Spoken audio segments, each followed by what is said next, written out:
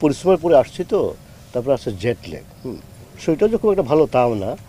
এরপরে গুছিয়ে নিতে একটু সময় লাগে, তো এই সময়টার ভিতরে যাচ্ছি এখনও ঠিক গুছিয়ে নিতে পারিনি আসলে। তা আমি নিশ্চিত আমার খুবই ভালো লাগছে। তোমরা যদি এরকম বাইরে থাকতে এইভাবে আসতে দিন পরে তোমাদের কাছে খুব ভালো লাগতো। বন্ধু বান্ধবদের অনেকদিন মিস করছিলাম, ওদেরকে সবাইকে পাচ্ছি, আত্মীয় স্বজন সবাইকে পাইলাম এখানে। মহেশপল্লীর গাছপালাকে মিস করছিলাম খুব, ওই গাছপালাও দেখলাম সবাই ঠিক আছে, কাজে ভালো লাগছে খুব। Thank you. আপনি মায়ের কথা বলছিলেন বারবার, হ্যাঁ। সেই মায়ের সঙ্গে আপনার দেখা হলো, উনি অসুস্থ থাকার কারণে হয়তো যেতে পারেননি। তো সেখানে আবার দেখা যখন হলো, আলাদা একটা ফিলিংস কাজ করার কথা, স্পেসিফিক মা যখন হ্যাঁ, সেখানে সেখানে যে তোমরা যে নাটকীয়তা আশা করো, ওই নাটকীয়তাটা আমার মধ্যে নাই আসলে। মাকে দেখেছি, বাস পড়ে গেল। ওখানে দেখে হাউমো করে কান্না জয়া ধরা, এগুলোর মধ্যে তো আমি জীবনে কোনোদিনই ছিলাম না, এখনও নাই। বুঝছো? বলো। আচ্ছা, আপনার ভক্তরা কিন্তু অপেক্ষা আছে আপনি কেমন আছেন সেটা আপনার মুখ থেকে শোনার জন্য। আমি আমাকে দেখে কেমন কেমন লাগছে তোমার, তুমি বলো সেটা। অনেক ভালো আছেন স্যার। ভালো লাগছে না? আগেও ভালোই ছিলাম, বুঝতে পারছো? তা আমি সমস্ত অসুখ রোগ ব্যাধি এগুলোকে জীবনে কোনোদিনই পাত্তা দিই নাই, এখনও দিচ্ছি না। যেটা হবার এটা হবে, এটা নিয়ে হা হতাশ করে দুনিয়া মাতানোর তো কিছু নাই। আমি সে মাতাচ্ছি না। আমার ধারণা নিজে ভালোই আছি। আবার যাব, সেখান থেকে আমেরিকায় ফেরত যাবো, ওর একটা অপারেশন করবে তারা। জিনিসটা একটু গুছায় বলি। জিনিসটা হচ্ছে কি, তোমার ক্যান্সারটা হয়েছিল কোলন হচ্ছে বৃহদান্ত্র, ওখানে ক্যান্সারটা হয়েছিল। এটা কমন একটা ব্যাপার ইন দ্য সেন্স, আমেরিকানরা বা পৃথিবীর যে কোনো সভ্য দেশ 50 বছর হওয়ার পরেই করোনোস্কোপি করে, দেখে ওখানে কোনো পলিপ আছে কিনা, থাকলে এগুলো ফেলে দেয়। আমাদের মতো দরিদ্র দেশগুলোতে এই বিষয়টা নাই। কাজেই জীবনে কখনো কলোনোস্কোপি করা হয় নাই। এটা পলিপ হলো, পলিপটা বড় হয়ে পরে এটা ক্যান্সারাস হয়। দীর্ঘ সময় সে নিল, তারপর এটা ক্যান্সারাস হয়ে গেল। স্যার আমার একটা জানতে বলো চাই প্লিজ। স্যার এই যে ওটা একটা পলিপ থেকে এটা ক্যান্সারাস হয়ে যায়। সেটা হয়ে গেল, আমি টের পেলাম না। গিয়েছিলাম বেড়াতে সিঙ্গাপুরে, ওইখানে একটা রুটিন চেক আপে জিনিসটা ধরা পড়লো, সঙ্গে সঙ্গে চলে গেলাম আমেরিকাতে। সিঙ্গাপুরেও চিকিৎসাটা করালাম না, এই কারণে আমাদের অনেক প্রিয়জনরা সিঙ্গাপুরে ক্যান্সার ট্রিটমেন্ট করতে গিয়ে মারা গিয়েছে। ওই রিস্কটা আমার স্ত্রী নিতে চাইল না। আমার নিতে সমস্যা নেই কোনো, সে নিতে চাইল না, সে সরাসরি আমেরিকায় নিয়ে গেল আমাকে। ওইখানে চিকিৎসাটা শুরু হলে দেখা গেল আমার ক্যান্সারটা হচ্ছে 4th স্টেজ। অনেকগুলো স্টেজ আছে, stage 1, stage 2, stage 3 and 4th stage.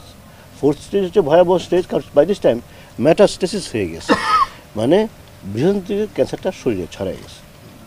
ডাক্তাররা ওইটাকে কন্ট্রোল করার চেষ্টা করলো, আমেরিকান ডাক্তাররা কন্ট্রোল করার চেষ্টা করলো, এবং খুব একটা যে সাকসেসফুল হলো তা না। কিন্তু একটা পর্যায়ে ডাক্তার মোটামুটি হতাশ হয়েই বলল যে তেমন তো কিছু উন্নতি করা দেখতে পাচ্ছি না, তোমাকে মনে হয় বাকি জীবন কেমোথেরাপি নিয়ে বেঁচে থাকতে হবে। আমি ডাক্তারকে জিজ্ঞেস করলাম, if I go through this chemotherapy নিয়ে যদি আমি বাঁচি, কদিন বাঁচতে পারবো? ডাক্তার বললো 2 বছর পারবা। তো যে কোনো মানুষের জন্য এটাকে ধাক্কার মতো। তুমি যদি জানো তোমার আয়ু আছে 2 বছর, ওই ধাক্কাটা খেলাম, মনটনটা একটু খারাপ হলো। বাই দিস টাইম তারা আমাকে রেফার করলো কী বলে সার্জিক্যাল অনকোলজির কাছে, মানে যারা সার্জনদের কাছে। সার্জনরা নানাবিধ পরীক্ষা নিরীক্ষা করে দেখলো যে না, এই লোকটিকে তো করা যাবে, অপারেশন করা যাবে। তো তারা অপারেশনের ডেট দিলাম 12ই জুন। ডেট দিয়ে আমি তখন যাকে বললাম, আমি কি এর মধ্যে অপারেশন টিভিতে মারাও যেতে পারি, এর মধ্যে আমি আমার দেশ থেকে আমার বন্ধুবান্ধব গাছপালা আমার মা এদেরকে দেখে আসতে পারি? অবশ্যই পারো। ওই সূত্রে আসা, তার মানে যে যাবো গিয়ে অপারেশন টেবিলে মরে যাবো তাও কিন্তু না, বুঝছো? আমি সার্জনকে জিজ্ঞেস করছিলাম যে আমার মরার সম্ভাবনা অপারেশন টেবিলে কতটুকু। সার্জন আমাকে বললো, সার্জনের নাম হচ্ছে George Miller, one of the finest surgeon of the United states. George Miller কখনো রুগীর চোখের দিকে তাকান না, মাটির দিকে তাকায় কথা বলেন। তিনি মাটির দিকে তাকায় তিনি বললেন যে যদি অপারেশনটা আমি করি তাহলে তোমার মরার চান্স হচ্ছে 0%। This people are so confident. কাজে তার এই কনফিডেন্সটা আমার নিজের ভিতরে সংক্রামিত হয়েছে। আমি ফিরে আসছি দেশে, এসে ওই গাছপালা দেখে মুগ্ধ হচ্ছি, বন্ধুবান্ধবকে দেখে মুগ্ধ হচ্ছি, বন্ধুবান্ধবদের আদর যত্ন তাদেরকে দেখে মুগ্ধ হচ্ছি, এবং সর্বোপরি আমার মা তো আছেন। আচ্ছা, আমার মার একটা ইন্টারেস্টিং ব্যাপার এই ফাঁকে বলে নিচ্ছি, তোমাদের কথা বলার সুযোগ রাখছি না, কিন্তু সব কথা আমি বলে দিচ্ছি। কথা বলতে শুরু করলে কোন লাইনে কোন প্রশ্ন করবে তার নাই ঠিক। ডলার করে আমাকে পাঠিয়ে দিত। সমগ্র জীবনের সঞ্চয় দাঁড়িয়েছে কতটুকু? $5,500। $5,500 পাঠাইলেন। এই টাকার বেশিরভাগই কিন্তু আমার পাঠানো। আমি মাকে মাসে মাসে অ্যালাউন্স দিই, ওইটাই উনি জমায় ব্যাংকে রাখেন, রেখে $5,500 তার হয়েছে, ওই তার সমগ্র জীবনের সঞ্চয়টি আমার কাছে পাঠিয়ে দিয়েছে। নাইস অফ হার, এটা মা তো তাই করবেন। তো ওই ডলারটা পেয়ে প্রথমে খুবই রাগ উঠলো আমার উপর, তার নিজের কোনো টাকা পয়সা না, এই সমস্ত টাকা পয়সা পাঠিয়ে দিয়েছেন আমাকে। তারপরে মনে হইলো 80 বছরের এই বৃদ্ধা মহিলাকে আমার একবার দেখা, আমার সঙ্গে একবার দেখা হওয়া তার খুবই জরুরি। কাজেই দেশে ফিরে আসলাম। বুঝতে পারছো, 80 বছর বয়সটা আমাদের দেশের জন্য অনেক বয়স, কিন্তু আমেরিকা কিন্তু এত বয়স না।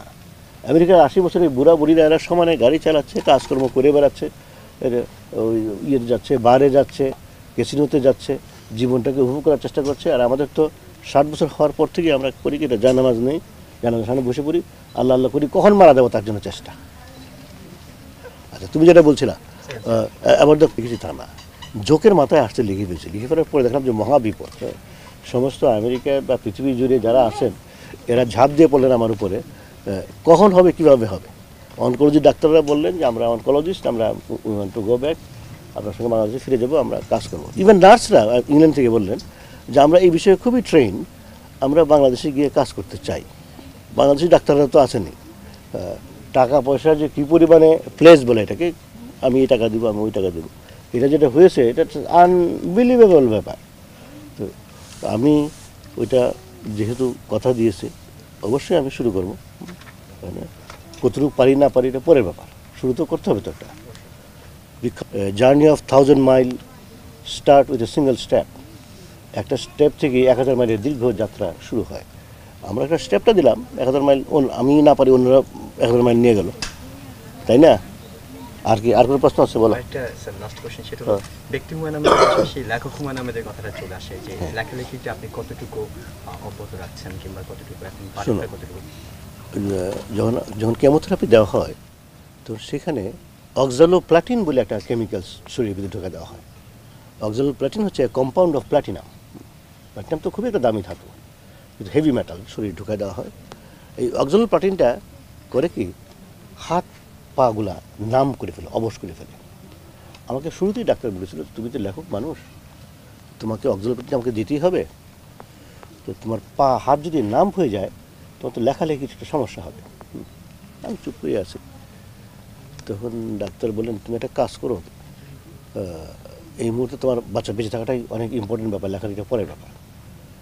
তোমরা অক্সালোপ্লাটিন তোমাকে দিতে থাকবো আমরা, তুমি যখন দেখবে হাত দিয়ে লিখতে পারছো না তখন তুমি মুখে বলবে তোমার স্ত্রী ডিকটেশন নিয়ে সে লিখে দেবে, হবে না? আমি বললাম যে হবে।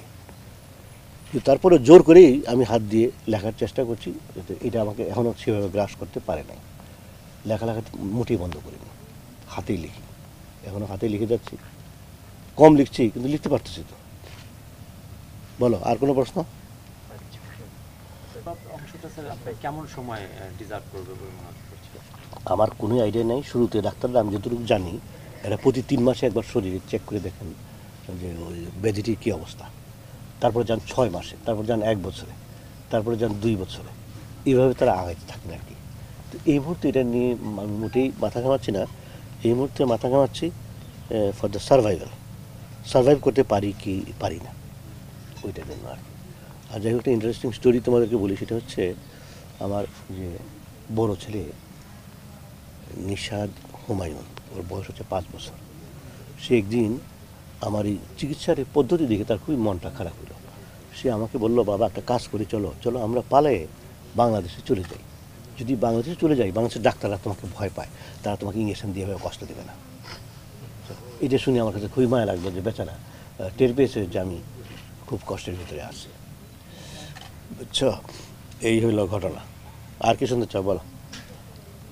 ক্যাটারিং বলে একটা ক্যান্সার ইনস্টিটিউটে, এটা হচ্ছে আমেরিকাতে নাম্বার 2 ইনস্টিটিউট ফর ক্যান্সার। সেখানে আমি প্রায় 1.5 কোটি টাকার মতো খরচ করলাম। বুঝছো, এই 1.5 কোটি টাকার ভিতরে 50 লাখ টাকা দিলেন আমাদের কি বলে চ্যানেল আই।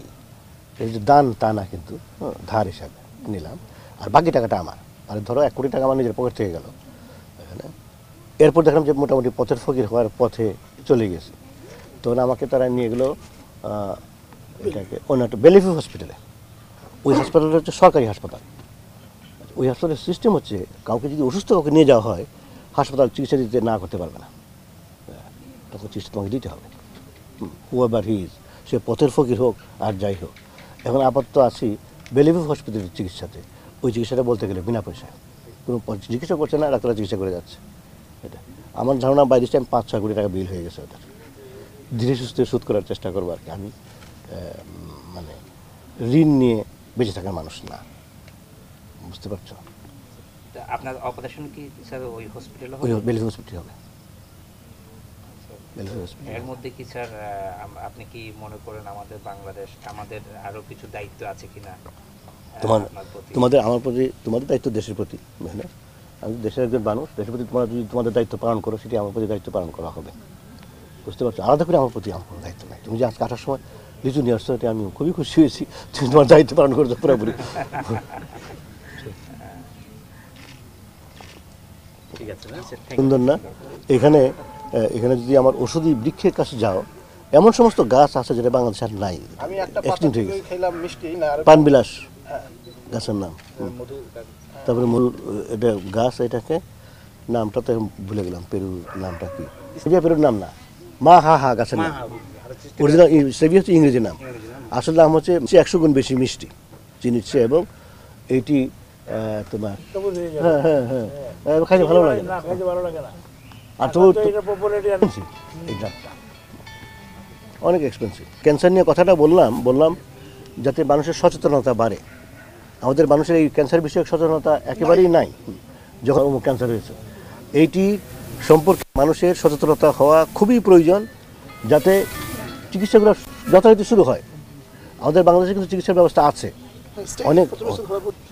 আপনার এই রোগটা যে বোথ স্টেজে চলে গেল, তো এর আগে ফার্স্ট রোগটা কত দ্রুত অগ্রসর হচ্ছে? আচ্ছা স্যার, নির্মাণ প্রসঙ্গে এর মধ্যে কি কোনো কিছু নির্মাণের কথাটাই বলি যে বাংলাদেশের যে অবস্থাটা টক্সের ব্যাপারটা আসছে, তাহলে আপনি এটা কিভাবে মূল্যায়ন করবেন?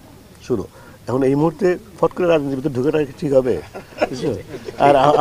আর আমাদের যে দেশ, সহনশীলতা বলতে কিছু নাই কারোর ভিতরে। কি অমুক এই কথা বলেছে, ধরো এরে। আমি আর এইসব ব্যাপার নিয়ে আমি মোটেও ভয় পাই না। তারপরেও হচ্ছে কি, সব দেশের রাজনীতিও দেশের মতো। যে দেশে কালবৈশাখী হয়, সে দেশের রাজনীতির মধ্যে কালবৈশাখী থাকবে। আর যে দেশে কখনোই কালবৈশাখী হয় না, সে দেশের রাজনীতির মধ্যে কালবৈশাখী থাকবে না। কাজে আমরা যেরকম আমাদের রাজনীতি সেরকম হওয়া, সেটাই তো বাঞ্ছনীয়। এগুলো নিয়ে আমরা বেঁচে থাকবো, এগুলো নিয়ে আমরা বড় হব, এবং একটা পর্যায়ে যখন সব মানুষ দেশে শিক্ষিত হয়ে যাবে, তো এগুলো দূর হয়ে যাবে আমার ধারণা। এটা সমস্তই অশিক্ষার জন্য আর কি। বেশিরভাগ লোকই তো আমাদের শুধু সরে পড়তে পারলে তো শিক্ষা হয় না। বেশিরভাগ লোকই তো বলতে গেলে মোটামুটি কি বলে, শিক্ষা বঞ্চিত বলা যেতে পারে, বা শিক্ষা নিতে চাচ্ছে না। একটা সময় আসবে, সবাই শিক্ষিত হয়ে যাবে, তখন আমাদের আর কোনো সমস্যা থাকবে বলে আমি কখনোই মনে করি না। এই সময়টা দিতে হবে।